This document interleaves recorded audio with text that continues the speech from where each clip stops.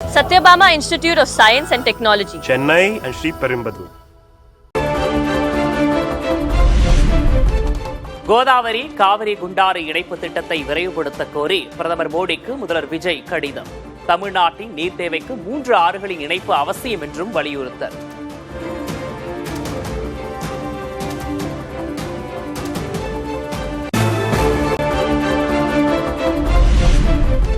தாவேக அரசின் முதல் வேளாண் நிதிநிலை அறிக்கை தாக்கல். விவசாயிகளுக்கான இலவச மின்சார திட்டத்தை செயல்படுத்த 7,432 கோடி ரூபாய் ஒதுக்கீடு.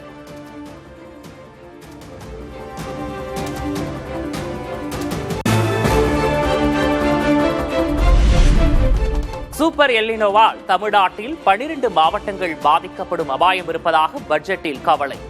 பாதிப்புகளை குறைத்து தடுக்க தேவையான நடவடிக்கைகள் எடுக்கப்படும் என்றும் அமைச்சர் வினோத் உறுதி.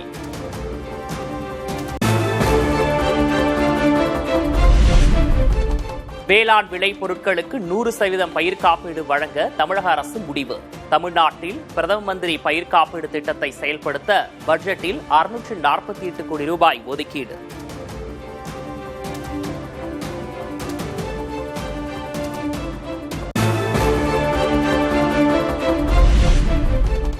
மழை வெயிலிலிருந்து விளைபொருட்களை பாதுகாக்க 43,500 விவசாயிகளுக்கு தார்பாய்கள் வழங்கப்படும் என பட்ஜெட்டில் அறிவிப்பு. பயிர்களை காட்டுப்பன்றிகளிடமிருந்து பாதுகாக்க காட்டுப்பன்றி சேத தடுப்பு திட்டம் அறிமுகம்.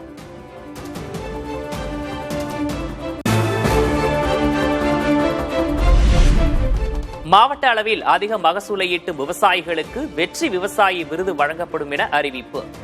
தாவேகாவின் கொள்கை தலைவர் அஞ்சலை அம்மாள், இயற்கை விவசாயி நம்மாழ்வார் பெயரிலும் விவசாயிகளுக்கு விருதுகள்.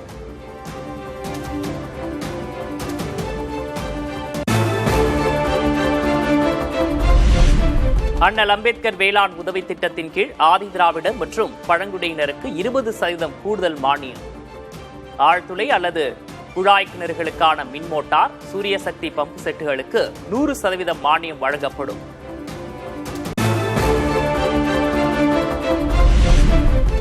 தமிழகத்தில் பனை பாதுகாப்பு இயக்கத்தை செயல்படுத்துவதற்காக 2 கோடி ரூபாய் நிதி ஒதுக்கீடு. பனை விதைகள், பனங்கன்றுகள் விநியோகம், பயிற்சி அளித்தல், பனைப்பொருள் உற்பத்தி கூடாரங்கள் அமைக்கப்படும்.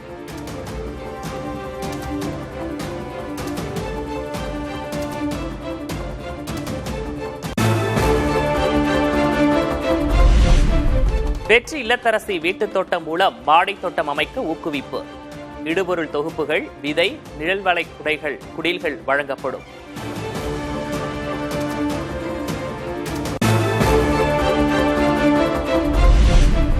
வெற்றி வான்மகள் படை என்ற திட்டத்தின் கீழ் 50 பெண்களுக்கு ட்ரோன் வாங்க 50% மானியம். 100 பெண்கள் உட்பட தகுதியான 500 பேருக்கு ட்ரோன் பயிற்சி வழங்கவும் நடவடிக்கை.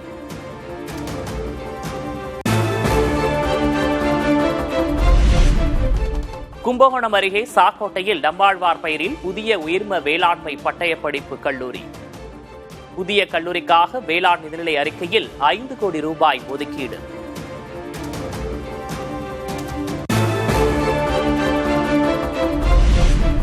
பட்ஜெட் உரையில் முதல்வர் விஜயை புகழ்ந்த வேளாண் துறை அமைச்சர் வினோத். எதிர்க்கட்சிகள் எதிர்ப்பு தெரிவித்த நிலையில் வேளாண் நிதிநிலை அறிக்கையை மட்டும் படிக்க அமைச்சருக்கு அறிவுறுத்திய சபாநாயகர். வெற்றிகள் என்னும் பெருங்கடலை தமிழ்நாட்டின் மாண்புமிகு அமைச்சர் உட்காருங்க. நானே சொல்றேன்ல, உட்காருங்க. நான் சொல்லும்போது குறுக்கிடாதீங்க. உட்காருங்க, எல்லாரும் உட்காருங்க.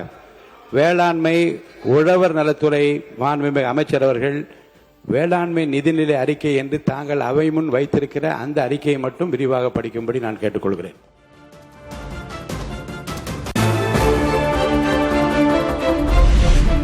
வேளாண் பட்ஜெட் தாக்கலின் போது அவை மரபை அமைச்சர் வினோத் மீறியதாக எதிர்க்கட்சித் தலைவர் உதயநிதி ஸ்டாலின் விமர்சனம்.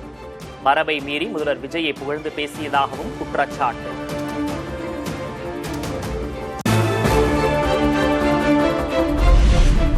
அனைத்து தரப்பு மக்களின் முன்னேற்றத்துக்கும் புதிய நம்பிக்கை அளிக்கும் வகையில் பட்ஜெட் தாக்கல் செய்யப்பட்டுள்ளதாக முதல்வர் விஜய் பாராட்டு. வளமான தமிழ்நாட்டை நோக்கிய நமது வெற்றி பயணம் தொடரட்டும் என்றும் பதிவு.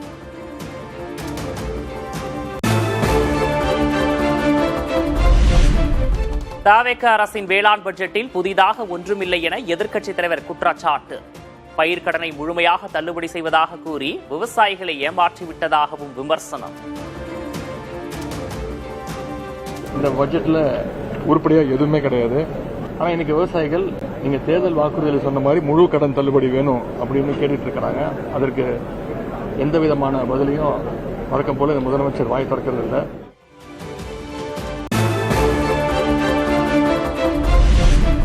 காவிரி தொடர்பாக அனைத்துக் கட்சி கூட்டம் நடத்த முதல்வர் மறுப்பதாக எதிர்க்கட்சித் தலைவர் குற்றச்சாட்டு.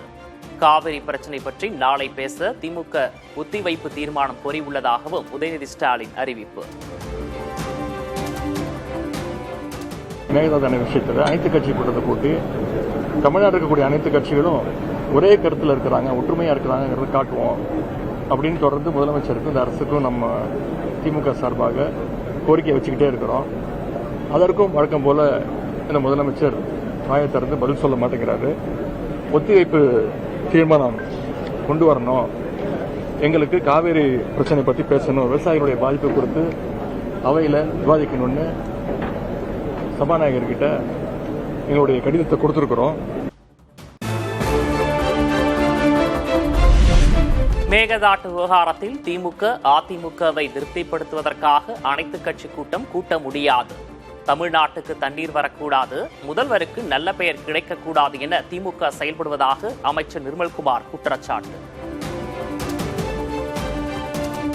எந்த காலத்திலும் தமிழகத்துக்கு தண்ணி வந்துடக்கூடாது, எப்படியாவது முதல்வருக்கு விஜய் அவருக்கு பேர் கிடைச்சு விடக்கூடாதுன்னு திமுக செயல்பட்டு இருக்கு. அவங்களோட அலைண்டா இன்னைக்கு அதிமுக அவங்க என்ன சொல்ல நினைக்கிறாங்களோ அதை சொல்ல முடியாத விஷயம் அதிமுக மூலம் சொல்லிட்டு இருக்காங்க. இதற்கெல்லாம் நம்ம கூப்பிட்டு அவங்க வச்சுதான் பேசினால் எந்த முடிவும் எட்டக்கூடாது.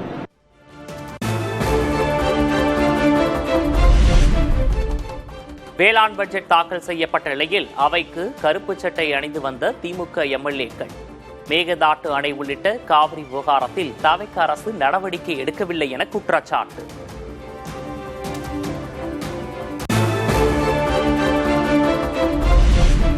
முந்தைய ஆட்சியைப் போலவே வேளாண் பட்ஜெட் என்ற பெயரில் தவிக அரசும் நாடகம் நடத்தியுள்ளதாக அதிமுக பொதுச்செயலர் எடப்பாடி கே பழனிசாமி விமர்சனம். தவிக கொடுத்த தேர்தல் வாக்குறுதிகள் என்னவாயிற்று என்றும் கேள்வி. விவசாயிகளை ஏமாற்றுகின்றதுமாக, விவசாய தொழிலாளிகளை ஏமாற்றுவதுமாக தேர்தல் நேரத்தில் அறிவிப்பை கொடுத்துவிட்டு இந்த வேளாண் பட்ஜெட்ல இந்த அறிவிப்பெல்லாம் எதுவுமே இடம்பெறல. இது விவசாயிகளை ஏமாற்றுகின்ற பட்ஜெட்.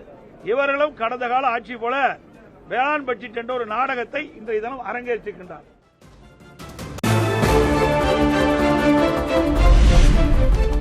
இருபது துறைகளை இணைத்து வேளாண் பட்ஜெட்டை தாக்கல் செய்துள்ளதாக எடப்பாடி கே பழனிசாமி விமர்சனம். வேளாண் பட்ஜெட்டுக்கு -0 மதிப்பெண் கொடுப்பதாகவும் பேட்டி. கடந்த காலத்தில் திராவிட முன்னேற்ற கழக ஆட்சியில் இந்த 20 துறை வாரியாக எப்படி அறிவிக்கப்பட்டதோ அதே போலதான் இன்றைக்கு தமிழக வெற்றி கழகம் வேளாண் பட்ஜெட்டை சட்டமன்றத்தில் சமர்ப்பிக்கின்ற பொழுது அதையே திருப்பி ஸ்டிக்கர் ஒட்டி அறிவிச்சிருக்கிறாங்க. அவ்வளவுதான்.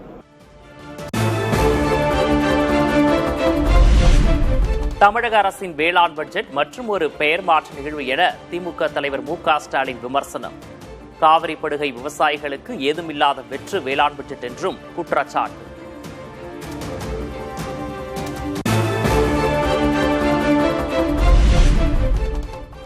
முந்தைய ஆட்சி நல்ல திட்டங்களை தொடர்வது வழக்கம்தான். திமுகவின் திட்டங்களுக்கு ஸ்டிக்கர் என்ற விமர்சனத்துக்கு அமைச்சர் நிர்மல்குமார் பதில். ஒவ்வொரு திட்டங்களும், உணவு திட்டங்கள் எல்லாமே ஒவ்வொன்றும் ஒவ்வொரு காலகட்டங்களில் ஒவ்வொரு அரசு கொண்டு வந்தது. அந்தந்த திட்டங்களை அந்தந்த அரசு அடுத்த அரசு வர்றப்ப நல்ல திட்டங்களை எடுத்து அதை மீண்டும் அதை செயல்படுத்துறதும், தேவையில்லாமல் ஏதாவது ஒரு திட்டங்கள் சரியாக செயல்படவில்லை என்றால் அதை மாற்றி அமைக்கும் விதத்திலும் நடக்கிறது நடைமுறை தான்.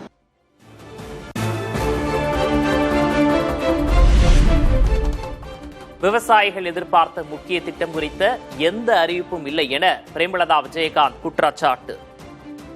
தொல் செயலானால்தான் வேளாண் பட்ஜெட்டுக்கு மதிப்பெண் வழங்க முடியும் என்றும் பேச்சு.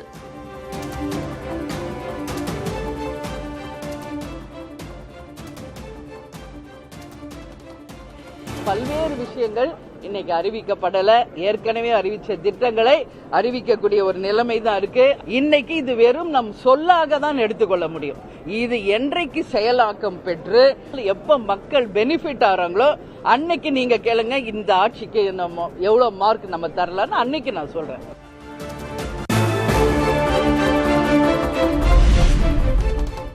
நீர்ப்பாசனம் பற்றிய அறிவிப்பு வேளாண் பட்ஜெட்டில் இடம்பெறவில்லை என சௌமியா அன்புமணி அதிருப்தி. கரும்பு, நெல் கொள்முதல் விலையை உயர்த்தாதது ஏன் என்றும் கேள்வி. எல்லாவற்றுக்கும் முக்கியமான விஷயம் தண்ணீர்.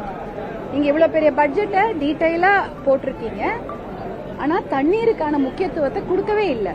நீர் பாசனத்துக்கு முக்கியத்துவம் கொடுக்காமல் ஒரு வேளாண் பட்ஜெட் வருவது என்பது ரொம்ப கஷ்டம்.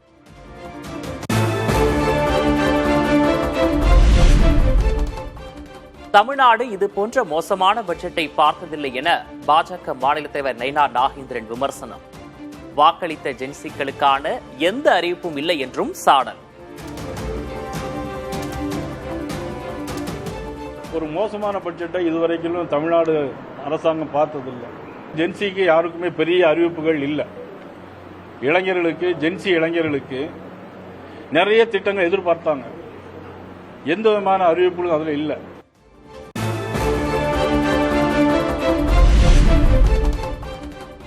தமிழகத்தில் இந்துக்களின் மத உணர்வுகள் பாரபட்சமாக அணுகப்படுவதாக பாஜக மூத்த தலைவர் தமிழிசை சவுந்தரராஜன் குற்றச்சாட்டு.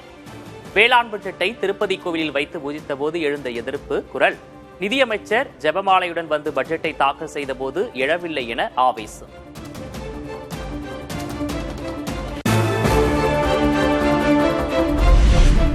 சட்டமன்ற வளாகத்தில் உதயநிதி காரில் ஏற முயன்ற எடப்பாடி கே பழனிசாமி சற்று நேரத்தில் சுதாரித்துக் கொண்டு தனது காரில் ஏறி பயணம்.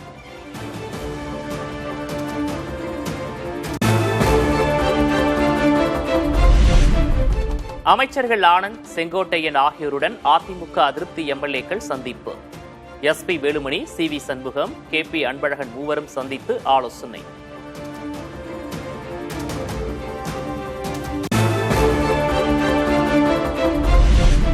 அத்திக்கடவு அவிநாசி திட்டத்தை நிறைவேற்ற கோரிக்கை விடுத்தோம். நீர்வளத்துறை அமைச்சர் ஆனந்தை சந்தித்தது குறித்து எஸ்பி வேலுமணி விளக்கம்.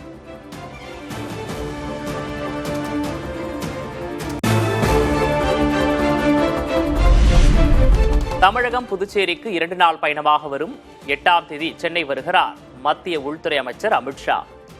திருவண்ணாமலை கிரிவலப்பாதையில் உள்ள ரமண மகரிஷி ஆசிரம நிகழ்ச்சியில் பங்கேற்கிறார்.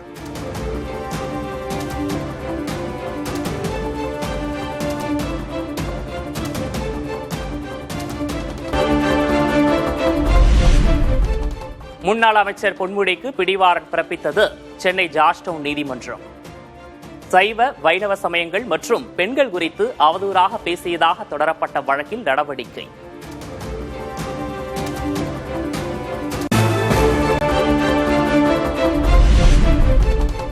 வீடு தேடி மதுபானம் வரும் என பரவும் தகவல் தவறானது என அமைச்சர் விக்னேஷ் விளக்கம். ஆன்லைனில் முன்பதிவு செய்தாலும் கடையில்தான் வாங்க முடியும் என்றும் பதில்.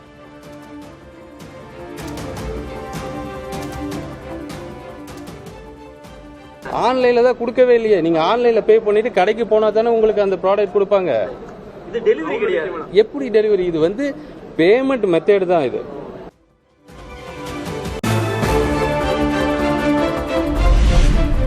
2011 முதலே பாட்டிலுக்கு 10 ரூபாய் கூடுதலாக வசூலிக்கும் நடைமுறை இருந்ததாக அமைச்சர் விக்னேஷ் பேட்டி. மதுபானங்களின் விலை உயராது என்றும் உறுதி.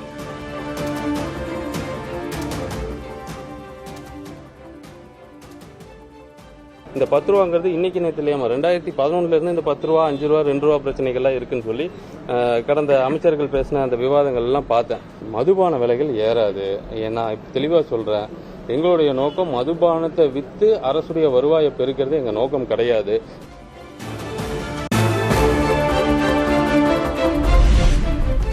பங்குச்சந்தை முதலீட்டு ஆலோசகர் PR சுந்தர் கைது செய்யப்பட்டதற்கு சீமான் கடும் கண்டனம். தனிநபர் பகை தீர்க்க அரசு இயந்திரத்தை தவறாக பயன்படுத்துவது முதல்வர் விஜயின் அதிகார முறைகேடு என சாடல்.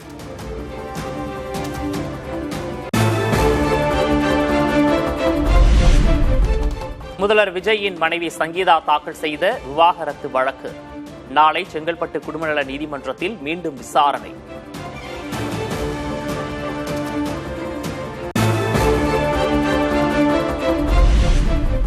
சென்னையில் அரசு பேருந்து பெயர் பலகையில் தக்காளி வெற்றி கழகம் என ஓடிய வாசகத்தால் சர்ச்சை. இனி இதுபோன்ற சம்பவங்கள் நடக்காத வகையில் நடவடிக்கை எடுக்கப்படும் என மாநகர் போக்குவரத்து கழகம் தகவல்.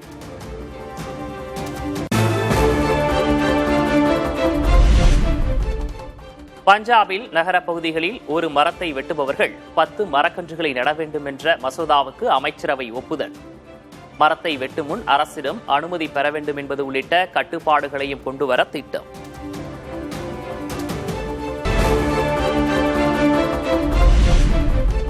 ஜப்பானின் ஹிரோஷிமாவில் அணுகுண்டு வீசப்பட்டதன் 81வது நினைவு தினம் அனுசரிப்பு. அணுகுண்டு வீசப்பட்ட இடத்தில் 125 நாடுகளிலிருந்து வந்த 50,000 பேர் நினைவஞ்சலி.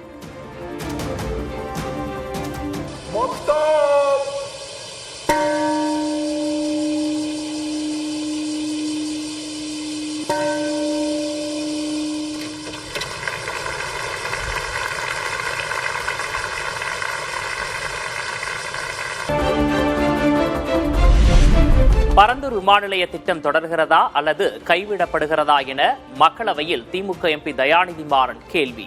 திட்டத்தை கைவிடுவது அல்லது தொடர்வது பற்றி தமிழக அரசிடமிருந்து தகவல் இல்லை என மத்திய அரசு பதில்.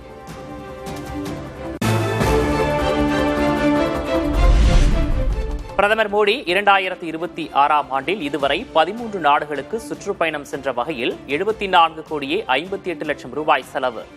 நாடாளுமன்றத்தில் அரசு தகவல்.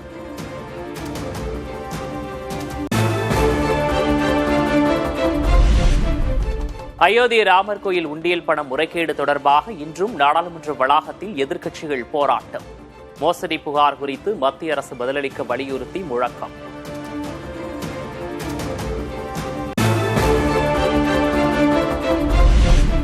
நாடாளுமன்ற வளாகத்தில் கொட்டும் மழையில் நின்றிருந்த ராகுல் காந்தி, பிரியங்கா காந்தி காருக்காக காத்திருந்த நிலையில் மழையில் நனைந்தவாறே பேசிக் கொண்டிருந்த காட்சி சமூக வலைதளங்களில் வைரல்.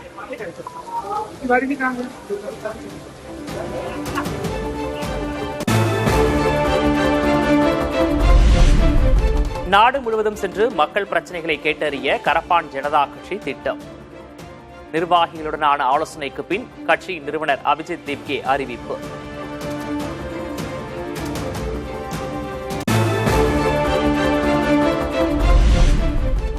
தனது இன்ஸ்டாகிராம் கணக்கு முடக்கப்பட்டிருப்பதாக அரவிந்த் கெஜ்ரிவால் எக்ஸ் தளத்தில் பதிவு. தனது இன்ஸ்டாகிராம் கணக்கு முடக்கப்பட்டதற்கு பிரதமர் மோடியே காரணம் என்று அரவிந்த் கெஜ்ரிவால் குற்றச்சாட்டு.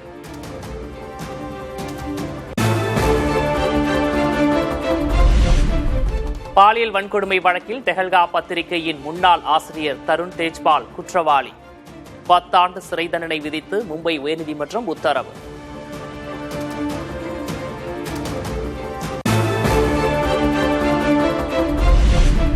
உயர்நீதிமன்ற தீர்ப்பை எதிர்த்து உச்சநீதிமன்றத்தை அணுகப் போவதாக தருண் தேஜ்பால் பேட்டி. தன் மீது போடப்பட்ட வழக்கு அரசியல் உள்நோக்கம் கொண்டது என விளக்கம்.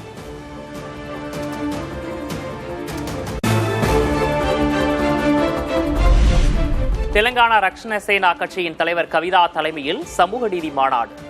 சமூக நீதி தெலுங்கானாவை உருவாக்க வேண்டும் என தீர்மானம்.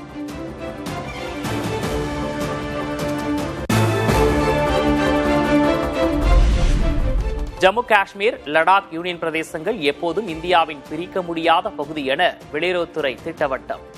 இந்தியாவின் உள்நாட்டு விவகாரத்தில் தலையிட பாகிஸ்தானுக்கு உரிமையில்லை என்றும் காட்டம்.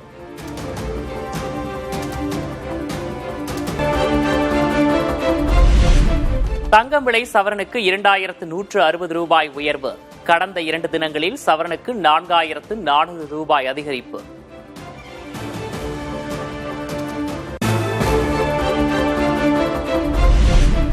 ஆடி கிருத்திகையை ஒட்டி திருத்தணி முருகன் கோயிலில் காவடிகளுடன் திரண்ட பக்தர்கள். சுமார் 3 மணி நேரம் காத்திருந்து வழிபாடு.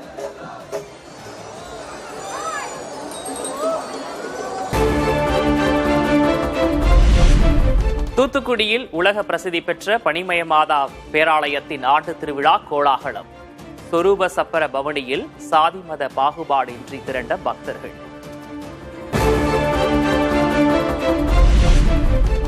ராணிப்பேட்டை, திருவள்ளூர் உள்ளிட்ட 7 மாவட்டங்களில் இன்று கனமழை பெய்யும். நீலகிரி, கோவை, தேனி, நெல்லை, கன்னியாகுமரி மாவட்டங்களிலும் கனமழைக்கு வாய்ப்பு.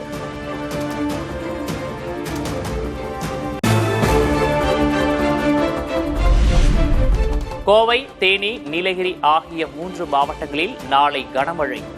சென்னை மற்றும் புறநகரில் 2 நாட்களுக்கு மழைக்கு வாய்ப்புள்ளதாகவும் வானிலை ஆய்வு மையம் கணிப்பு.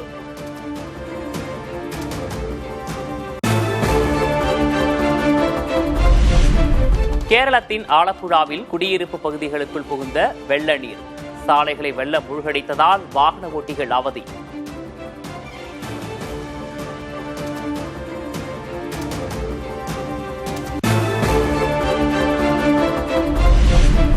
கேரளாவின் மேற்கு தொடர்ச்சி மலைப்பகுதிகளில் தென்மேற்கு பருவமழை தீவிரம். இந்தியாவின் மாபெரும் ஆர்ச் வடிவ இடுக்கி அணை நீர்மட்டம் ஒரே வாரத்தில் 20 அடி உயர்வு.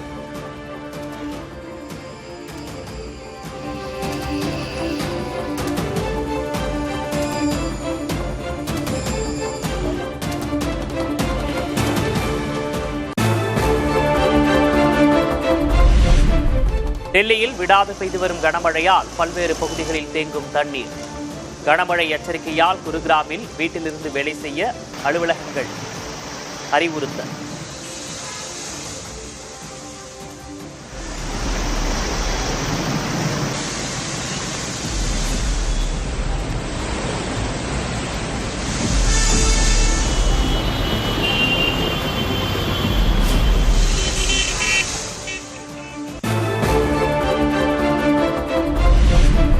உத்தராகண்டில் தொடரும் கனமழை. ருத்ரபிரயாகில் ஏற்பட்ட நிலச்சரிவில் சிக்கிய வாகனங்கள்.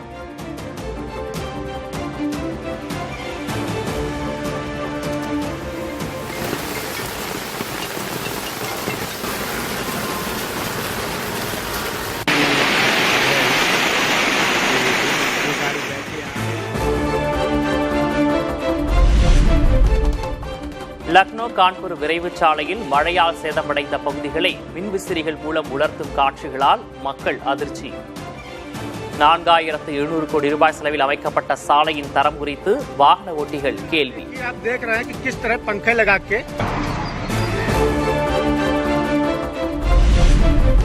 சிலி நாட்டில் கனமழையால் சாலைகளில் வெள்ளம் போடும் நிலையில் மக்கள் படகுகளில் பயணம். நிரம்பிய அணைகளிலிருந்து சீறி பாயும் நீர்.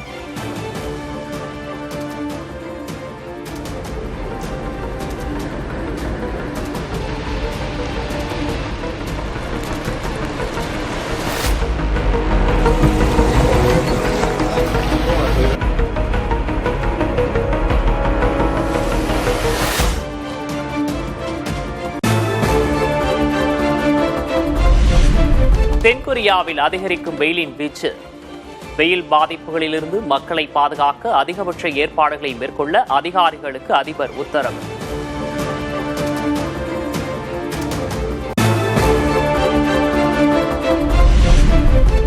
சீனாவில் இருவேறு நிறங்கள் கொண்ட ஆறுகள் கலக்கும் அபூர்வ காட்சி. தென்மேற்கு யுன்னானில் இயற்கையின் அதிசயம்.